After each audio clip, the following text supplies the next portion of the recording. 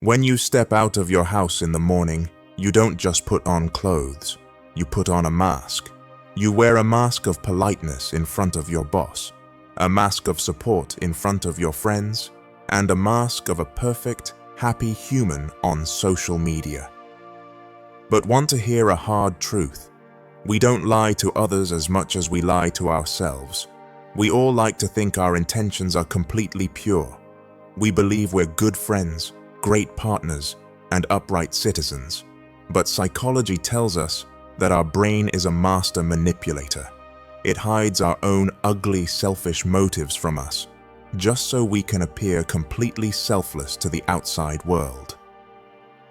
Today, we're going to decode 5 hidden rules of dark social psychology that reveal how people actually behave and why social life is really just a silent power game.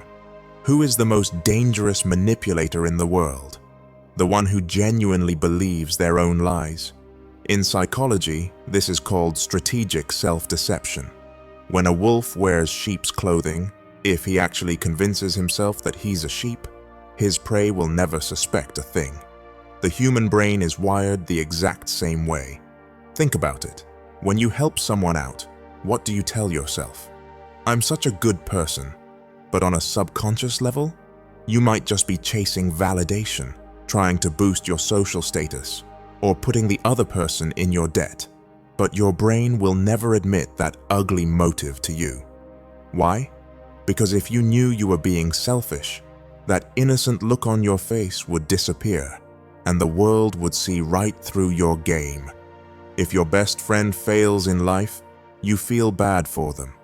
But if that exact same friend becomes 10 times more successful than you, be honest, how does that really feel on the inside?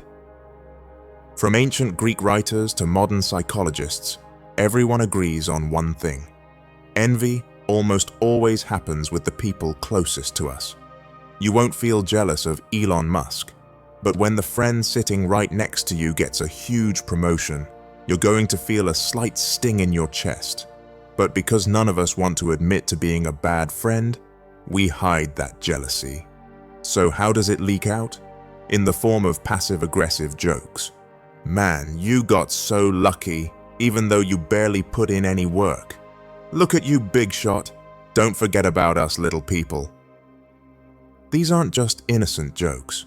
That's your friend's subconscious defense mechanism, trying to downplay your success just to protect their own self-esteem. You've probably heard people say things like, "I'm just a really nice person. I go along with whatever people want." Or, "I could never hurt anyone." But is that actually a virtue? Or is it just fear? The 17th century philosopher La Rochefoucauld made a profound point. Our goodness is often just cowardice in disguise. A lot of people aren't nice because they're angels inside. They're nice because they don't have the stomach for confrontation. They're terrified of social rejection. When you refuse to stand up to people even when they're wrong and just keep playing nice, that's not kindness. That's fear. We slap labels like generosity on our own weaknesses and fear just to make ourselves feel like the hero. Have you ever wondered why gossiping feels so good?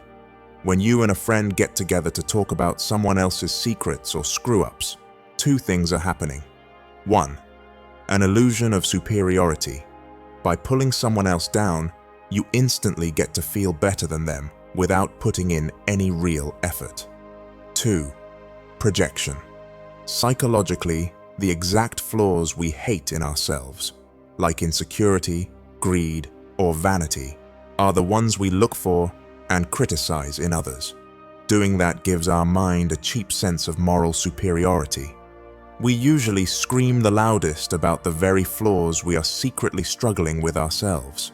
Try a simple experiment. The next time you talk to someone today, pay close attention to how much they're actually listening to you. If you look closely, you'll realize that 90% of people aren't listening at all. They're just waiting for their turn to speak. If the point of conversation were just to share information, people would be eager listeners. But the real motive behind most conversations is vanity, pure ego and validation. We talk so we can show off our wit, our status, and our intelligence. That's why Dale Carnegie wrote in his famous book, "If you want people to like you, don't try to sound smart.